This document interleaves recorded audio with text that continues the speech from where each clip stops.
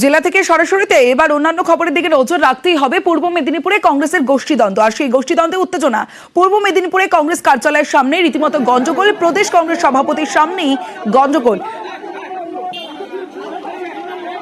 সুজিত ভৌমিক রয়েছে আমার সঙ্গে, সুজিতের সঙ্গে কথা বলবো। সুজিত, যেখানে প্রদেশ কংগ্রেস সভাপতি শুভঙ্কর সরকার উপস্থিত রয়েছেন, সেখানে এই ধরনের পরিস্থিতি কেন তৈরি হলো?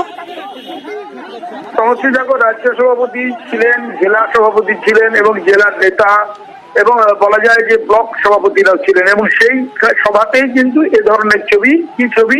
যে ছবিতে দেখা যাচ্ছে একে অপরের বিরুদ্ধে একেবারে কাদা ছোটাছুটি করতে ব্যস্ত পূর্ব মেদিনীপুরের বলা যায় কংগ্রেস নেতারা। তারা কিন্তু সভা চলাকালীন একেবারে সামনে, যেখানে শুভঙ্কর সরকার রাজ্য সভাপতি নতুন হয়েছেন, সেই তমলুকে জেলার কংগ্রেস কার্যালয়ের সামনেই দলীয় কর্মসূচি চলাকালীন এভাবেই নিজেদের মধ্যে বাক বিতণ্ডা বচসায় জড়িয়ে পড়েন। রীতিমতো উত্তপ্ত পরিবেশ, অশান্তি, এবং সবটা মোকাবিলা করার জন্য নিজে স্টেজ থেকে নেমে এসে শুভঙ্কর সরকার সবাইকে থামানোর চেষ্টা করছিলেন। এই যে অবস্থা, সবটাই কিন্তু গোষ্ঠী কোন্দল। কংগ্রেসের বোঝা যাচ্ছে গোষ্ঠী কোন্দলেই এই অশান্তি, এই ঝামেলা। উত্তর 24 পরগনার রামডাঙ্গা, সেখানে পিএইচির জল প্রকল্পের কাজের সময় মাটি পাচারের অভিযোগ। জলের রিজার্ভার তৈরিতে মাটি তুলে মজুত, আর সেই মাটি পাচার করার অভিযোগ ঠিকাদারের বিরুদ্ধে।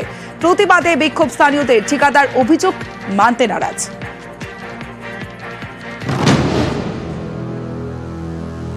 পিএইচির জলের রিজার্ভার তৈরির সময় মাটি চুরি, শুধু চুরি নয়, সেই মাটি পাচার করে দেওয়ারও অভিযোগ। এ নিয়ে বিক্ষোভ দেখালেন স্থানীয়রা। যে মাটিটা টান করা ছিল, সেই মাটি থেকে হঠাৎ মাটি 50-60 গাড়ি মতো মাটি চুরি হয়ে গেছে। আমরা অনুমান করছি ডাম্পারি করে হয়েছে। এখন রাতারাতি তো আর সাধারণ ছোট ছোট গাড়ি করে তো হয় না। আমরা চাইছি সরকারি মাটি সরকারি জায়গায় ব্যবহার হোক। আমডাঙ্গার চণ্ডীগড় গ্রাম পঞ্চায়েত এলাকা, এখানেই দারিয়াপুরে জলের রিজার্ভার তৈরি করছে পিএইচি।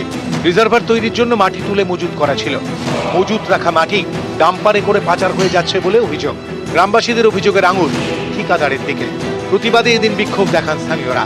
বিক্ষোভে সামিল ছিলেন পঞ্চায়েতের তৃণমূল নেতৃত্ব। আমাদের দেখি মাটি সব চুরি হয়ে গেছে। এবারে এখানকার যে সরকারি কাজ হচ্ছে, যে ইমান এই মাটিটা নাকি অন্য জায়গায় বিক্রি করে দিয়েছে কন্ট্রাক্টর। কি চাইছেন আপনারা? আমরা চাচ্ছি এখন মাটিটা ফেরত করুক, আর নাহলে প্রশাসন যেটা করবে সেটাই আমরা সিদ্ধান্ত। আমাদের দাবি পিএসসির মাটি সরকারি জায়গায় পড়বে, ব্লকও আছে, কিন্তু সরকারি জায়গায় না পড়ে মাটিটা এখানে রাতারাতি হাওয়া হয়ে গেছে, যার ফলে পাবলিক বিক্ষোভ করছে। কেন মাটি এখানে আমরা তো কে বিক্রি করেছে, কে কিনতে নিয়েছে, আমরা জানলে তো তখনই গাড়িটা আটকাতাম। এটা তো প্রশাসন দেখা উচিত। রাস্তায় গাড়ি যখন চলে, মোটরসাইকেল গেলে আটকায়, রাত্রে কোনো গাড়ি আটকায়, তো ডাম্পার চলে সারা রাত প্রশাসন যায় না। আমরা যাচ্ছি মাটিটা সরকারি জায়গায় পড়বে। ওখানে সিভিলের কাজ আমরা করছি, এবার মাটির কাজটা করছে অন্য একজনা। এবার সে মাটির ব্যাপারটা ওরাই জানে, মাটির ব্যাপার তো আমি জানি না। আমরা ওখানে কাজ করছি, এরা মনে করছে যে হয়তো ওই এই করছে। আমার সঙ্গে মাটির সঙ্গে ওদের কোনো সম্পর্ক নেই। ক্যামেরায় মনিরুজ্জামানের সঙ্গে জিয়াউল আলম, নিউজ 18 বাংলা। নদিয়া, সেখানে জনস্বাস্থ্য কারিগরি দফতরের জল প্রকল্প, সরকারি প্রকল্প নাকি তৈরি হয়েছে 5 কাঠা জমি দখল করে। চাঞ্চল্যকর অভিযোগ নদিয়ার হাঁসখালিতে। জমি মালিকের ছেলে মেয়েদের দাবি, এর জন্য টাকা অথবা সরকারি চাকরি কিছুই তারা পাননি। প্রশাসনের নানা দফতরে অভিযোগ জানিয়েও কাজ হয়নি। অভিযোগ খতিয়ে দেখার আশ্বাস দিয়েছেন নদিয়ার জেলা শাসক।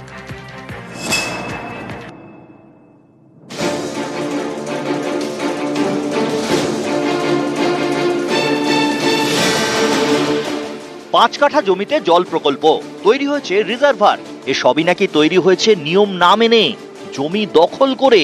চাঞ্চল্যকর অভিযোগ নদিয়ার হাঁসখালিতে। অভিযোগের আঙুল জনস্বাস্থ্য কারিগরি দপ্তরের দিকে। নদিয়ার হাঁসখালি ব্লকের দক্ষিণ পাড়া 1 নম্বর পঞ্চায়েত। এক সময়ে এখানে থাকতেন সুচিত্রা বিশ্বাস। বছর 10 আগে মারা যান। তার নামে রয়েছে জমি, সরকারি খাতায় তার উল্লেখও রয়েছে।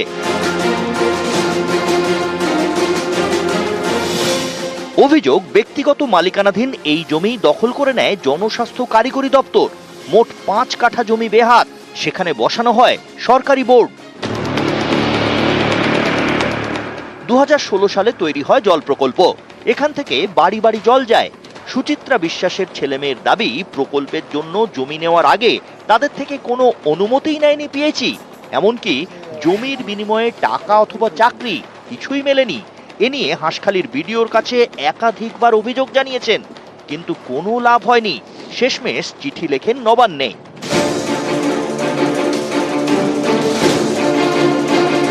জমির মালিকের পরিবারের দাবি, পিএইচই হয় সরকারি চাকরি দিক, না হলে জমি ফেরত দিক। মার 5 কাঠা জমি আছে, মানে বাবার 70 জমি পেয়েছে, তা 5 কাঠা সম্পত্তি পাবো, কিন্তু আমাদের জোরপূর্বক পিএসসি কোম্পানি আমাদেরকে না জানি না অনুমতি না নিয়ে ওখানে জলের ব্যবস্থা, জল তুলছে, কিন্তু আমরা চাইছি কাজ দেওয়া হোক, না জমি ফেরত দেওয়া হোক। আমাদের কাছে একটা অভিযোগপত্র আমরা পেয়েছি, আমরা পিএইচির সঙ্গে কথা বলেছি। যদি ঘটনা সত্যতা হয় নিশ্চয়ই আমরা বিষয়টা দেখব।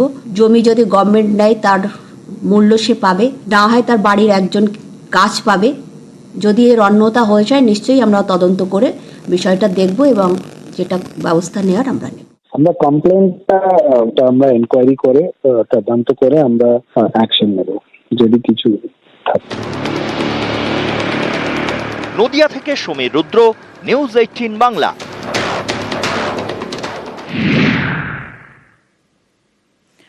ঝাড়গ্রামের পর এবার বাঘিনীর আতঙ্ক পুরুলিয়াতে। ওড়িশার শিমলিপাল থেকে বাংলায় জিনাত ও যমুনা, আর দুই বাঘিনীর খোঁজে মরিয়া বন দপ্তর। একাধিক ব্যবস্থা করা হয়েছে, কিন্তু এখনো পর্যন্ত কি আপডেট, এখনো পর্যন্ত বাঘের খোঁজ কি পাওয়া গেল, কি জানাচ্ছে বন দপ্তরের তরফে জানাবে ইন্দ্রজিৎ রয়েছে আমার সঙ্গে। ইন্দ্রজিৎ,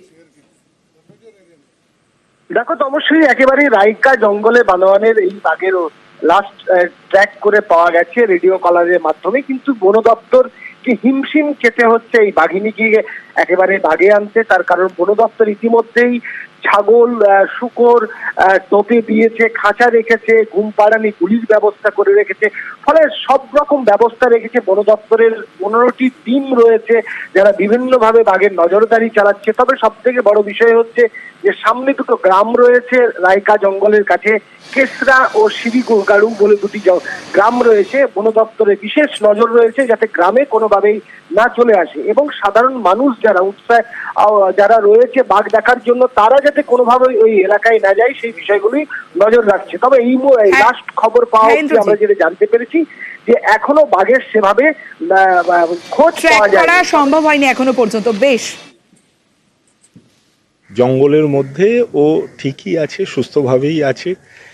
জনসাধারণের প্যানিক হওয়ার কোনো কারণ নেই। বাঘিনী ওরও যাতে কোনো অসুবিধা না হয়, সাধারণ মানুষেরও যাতে কোনো অসুবিধা না হয়, আমরা সব রকমভাবে চেষ্টা চালাচ্ছি। গুজব রটাবেন না, আমাদের একটু সহায়তা করুন, আমাদের একটু কাজ করতে দিন, আমরা যাতে ওকে সুস্থভাবে আবার ওর জায়গায় ফিরিয়ে দিতে পারি তার জন্য আপ্রাণ চেষ্টা করছি।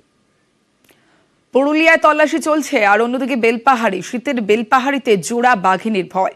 পর্যটনের মরশুম, এই সময় প্রচুর পর্যটক বেড়াতে যান বেলপাহাড়িতে, আর সেখানেই বাঘ আতঙ্ক। নিরাপত্তায় এলাকায় সিআরপিএফ।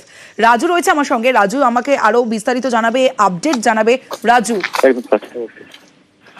দেখো এই মুহূর্তে যেটা কাকড়াঝোড় বা বেলপাহাড়ির যে সীমান্তবর্তী এলাকা রয়েছে সেখানে যেমন সিআরপিএফ টহলদারি রয়েছে, মানুষকে এখন সচেতন করা হচ্ছে, ঠিক তেমনই আবার বিভিন্ন জায়গায় পুলিশ মোতায়েন রয়েছে, পুলিশের ব্যারিকেড রয়েছে, সেই জায়গা থেকে বনকর্মীরাও মোতায়েন রয়েছে, যাতে এই যে মহিষঝর্ণা বা যে মহিষঝর্ণা যে পাহাড়টি রয়েছে সেই পাহাড়ের সীমানার সেপারেই একদম যেটা পুরুলিয়া বর্ডার, সেই পুরুলিয়া বর্ডারেই বাঘের দেখা লোকেশন মিলেছে, যেটা বন দপ্তর জানাচ্ছে। সেক্ষেত্রে এখনো পর্যন্ত বাঘকে দেখা যায়নি। সেই জায়গা থেকে বন দপ্তর সমস্ত রকমের প্রক্রিয়া এবং সমস্ত রকমের ব্যবস্থাপনা নিয়েছে, মানুষ যাতে জঙ্গলে না যায় বা জঙ্গলের এলাকায় মানুষের আনাগোনা যাতে বন্ধ করা যায় তার জন্য সমস্ত ব্যবস্থা নেওয়া হয়েছে। বেশ রাজু, আমরা কলকাতায় আগে শুনেছিলাম আগে একটা বাঘ এসেছে, আবার এই কলকাতায় কালকে আসার পর সকালে আমাদের যেমন গেস্ট হাউসের মালিক বললেন যে জঙ্গলের দিকে যাবেন না, বাঘ এর একটা আতঙ্ক রয়েছে। তো ফ্যামিলি নিয়ে বেরিয়েছি জঙ্গল উপভোগ করার জন্য, কিন্তু গাড়ি থেকে আর নামতে পারিনি বাঘের আতঙ্কে, কিছুটা হতাশ।